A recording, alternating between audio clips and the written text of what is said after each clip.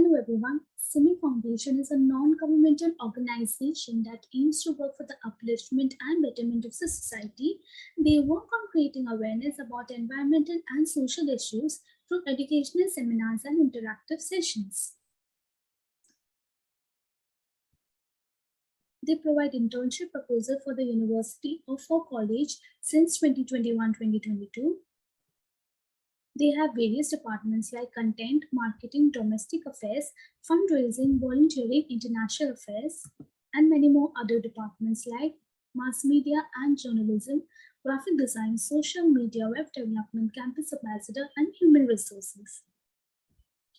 So let's continue with the topic of Heckscher and Olin theory of factor endowments with their few assumptions like two countries, two factors, and two commodities. Factors are immobile within countries, free trade and perfect competition, and technology is identical and constant.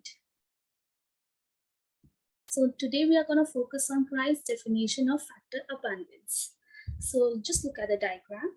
So as country 1 is capital abundant, capital is relatively cheaper here. And as country 2 is labor abundant, labor is relatively cheaper here. So this means that wage rate upon rate of interest of 1 is greater than wage rate upon rate of interest of 2. So country 1 will be able to produce commodity X more cheaply and country 2 can produce commodity Y more cheaply. So country 1 exports X and country 2 will export Y. So this can be proved using iso-quant iso-cost analysis as W upon R of country 1 is greater than W upon R of country 2. The iso-cost line AB showing W upon R of 1 is steeper than the iso-cost line CD showing W upon R of country 2.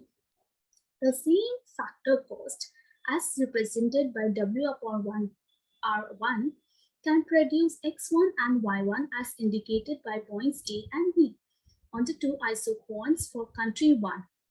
Similarly, given the flatter isocost line CD, countries 2 producers would select point D and E, that is for the same factor cost can choose D or E. Note that in country 2, Y2 units have the same cost as X1, but in country 1 only Y1 units can be produced for the same cost as X1.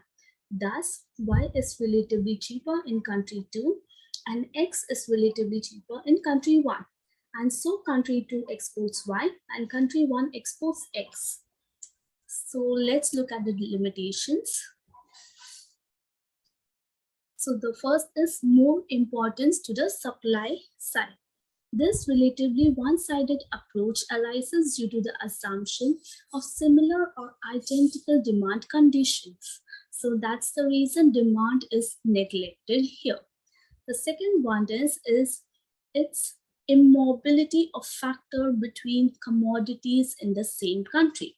So many factors are commodity specific. They can't be easily moved from the production of one commodity to another. Okay, for example, from wheat to automobile production. Okay, so the third one would be partial analysis. According to Habler, this theory has failed to develop a comprehensive general equilibrium concept. And the fourth one is too much importance of factor prices. This neglected the commodity prices. Okay, so that's all for today. Thank you so much.